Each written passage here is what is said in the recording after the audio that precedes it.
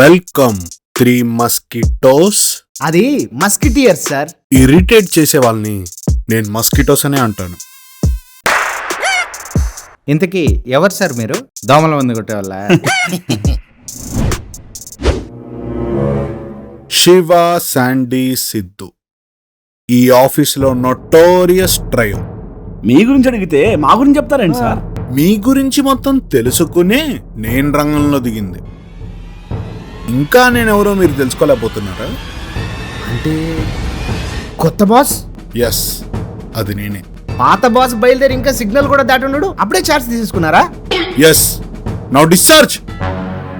Also విడివిడిగా కూర్చోండి. ఒక్కర గంటలో మీ దగ్గరకు వస్తా.